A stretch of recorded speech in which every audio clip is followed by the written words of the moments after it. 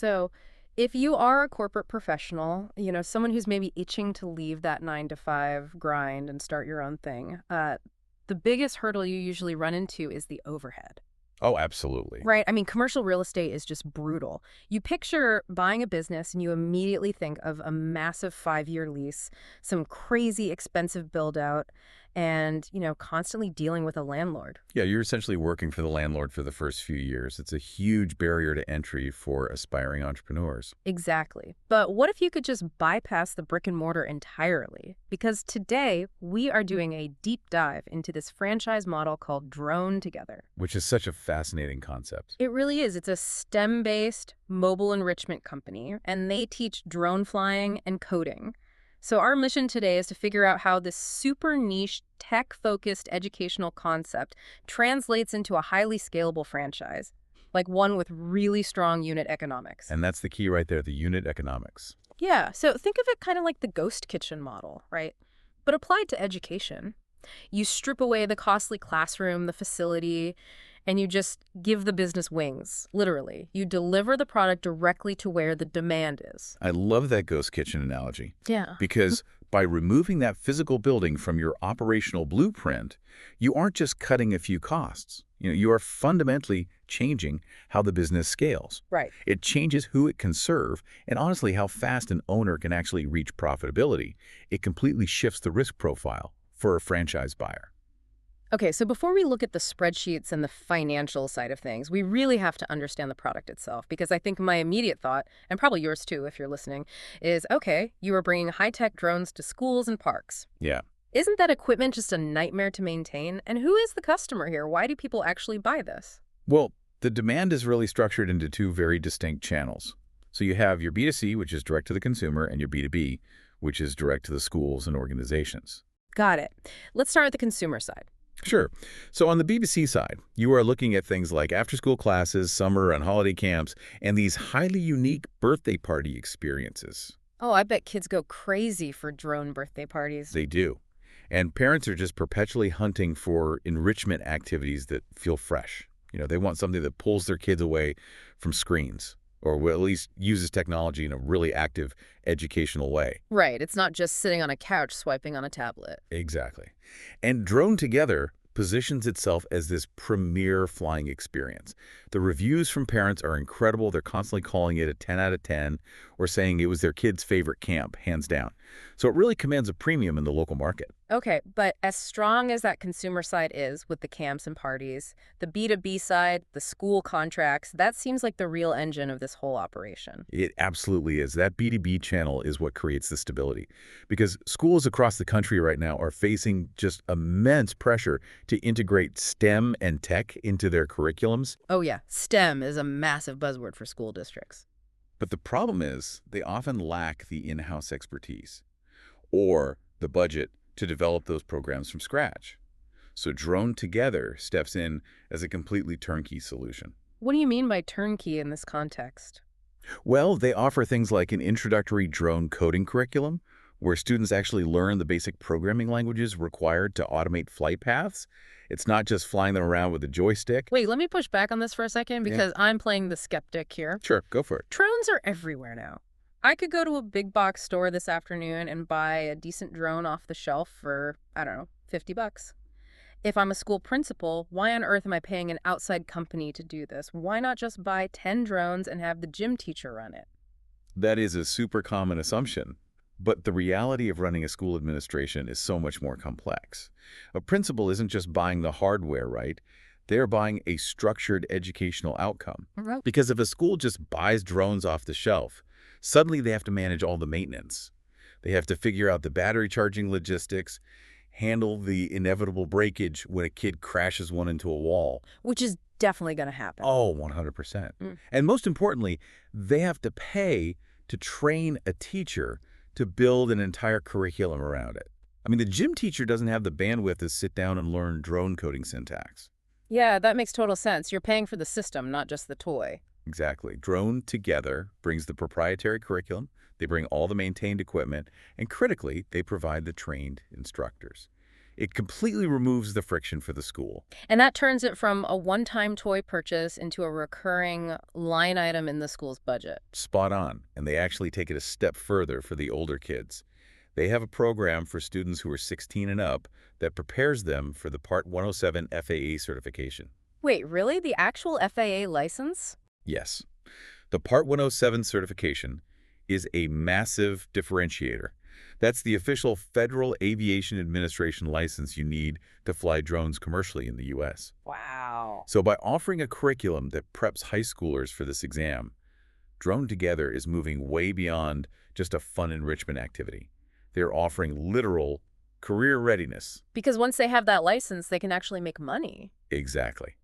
A high school junior can take this course, pass their FAA exam, and just immediately start generating income. They can do real estate photography, agricultural surveying, roof inspections. I think they even have a module in the program on how to start your own drone company, right? They do. So they're essentially teaching teenagers how to become entrepreneurs in the aviation space. That is incredible. And from an investor standpoint, if you're looking at buying this franchise, think about what this creates. It's a naturally replenishing target market. Yep, every single year. Right.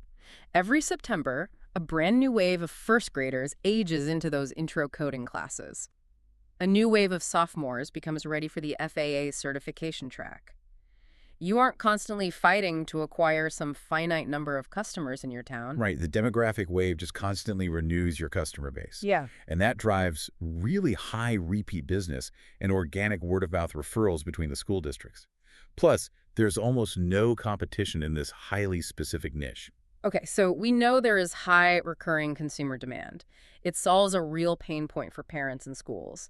But as an investor, you want to know what it actually costs to deliver this service. Of course. Because delivering a high-tech service usually requires some serious capital.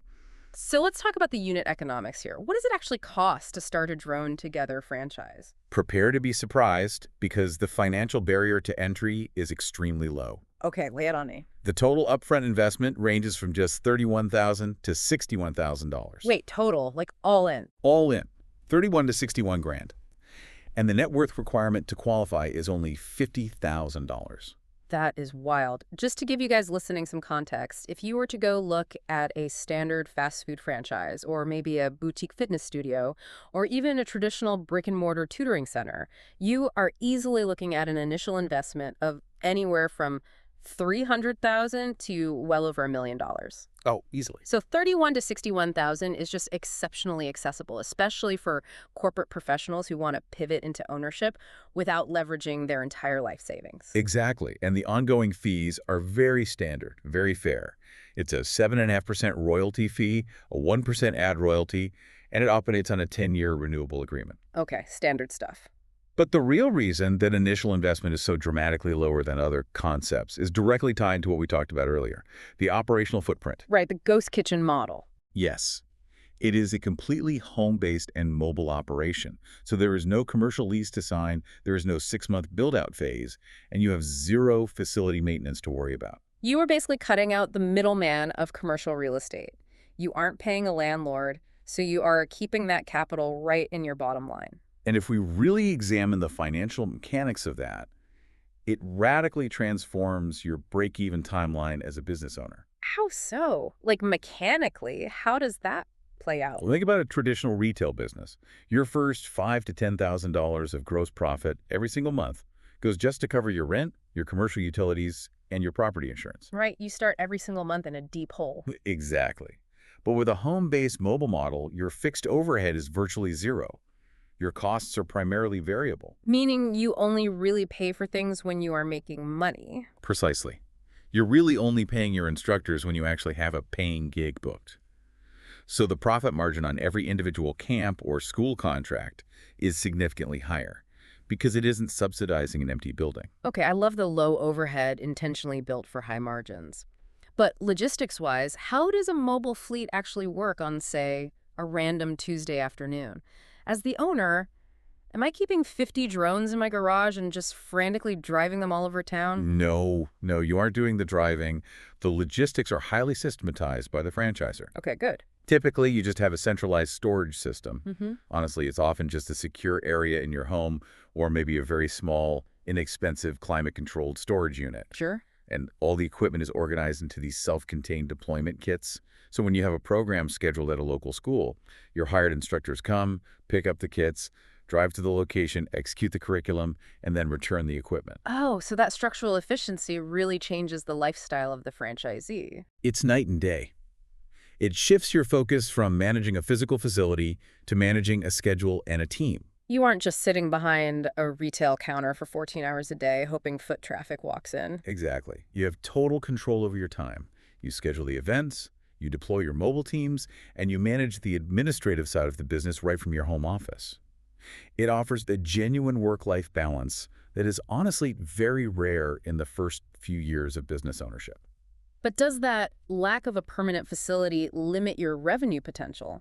I think the immediate assumption a lot of people make when they hear mobile enrichment is that, oh, it's just a seasonal summer camp business. Right, right. Like, what happens in November or February when kids are in school and it's freezing outside? That is the danger of looking at enrichment franchises purely through a B2C lens. While the summer camps definitely provide a massive seasonal revenue spike, and you want to, Drone Together has specifically engineered their model for revenue diversity. So they are building an ecosystem of services to keep it steady year-round. Yes, because during the school year, you pivot your operational capacity heavily into that B2B side.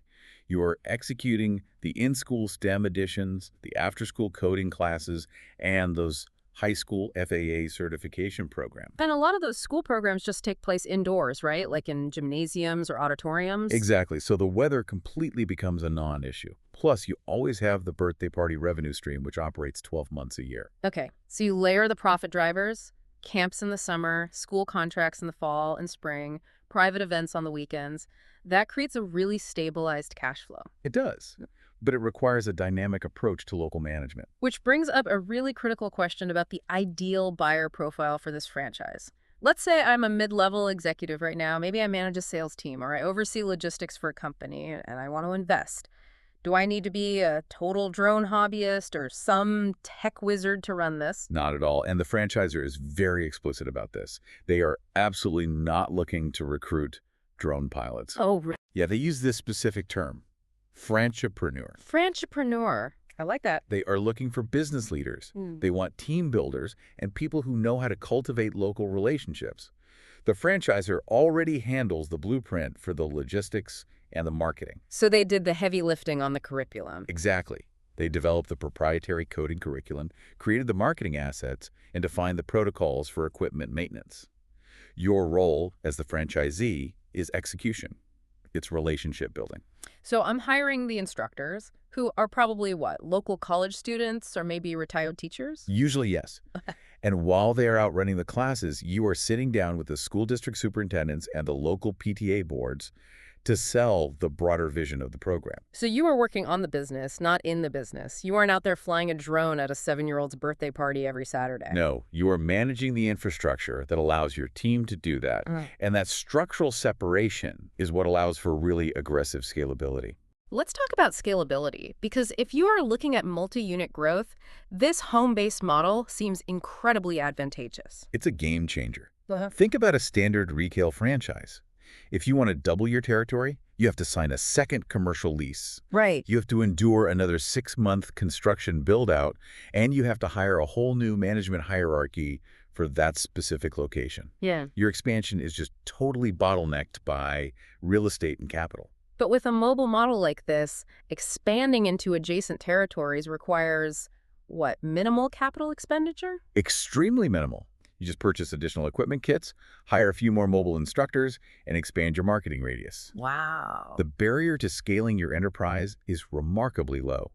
It makes it highly attractive for an investor who wants to eventually own a large, multi-territory footprint, but doesn't want to risk millions of dollars in real estate liabilities. So bringing all these threads together, let's just quickly summarize the core value proposition of what we've unpacked today. Sure. Drone Together offers a unique entry point into a really lucrative STEM education space.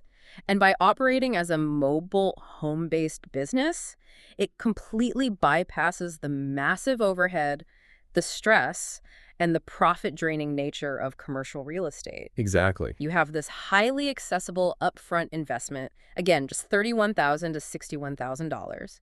You step into a business with a naturally replenishing customer base, diverse year-round revenue streams, and a franchisor that literally hands you the logistical playbook. It's a meticulously designed model. They really leverage that low overhead to create high potential margins. But beyond just the purely financial unit economics, there's a broader macroeconomic shift happening here that I think a smart investor should really pay attention to. Ooh, okay. What is that?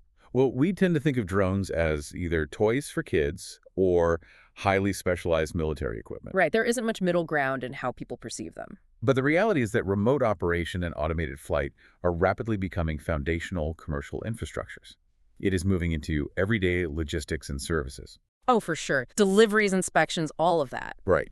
We are entering an era where drone operation, fleet management, and basic programming are going to be as essential to the economy as plumbing, electrical work, or heavy machinery operation were in the 20th century. They're the new essential traits. Precisely.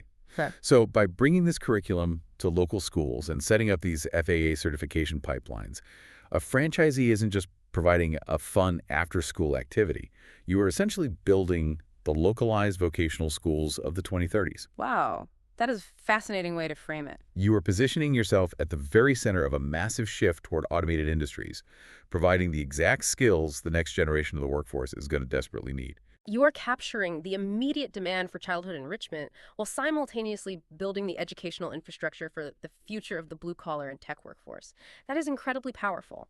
And it's a model that gives you the agility to scale rapidly, completely free from traditional brick-and-mortar anchors.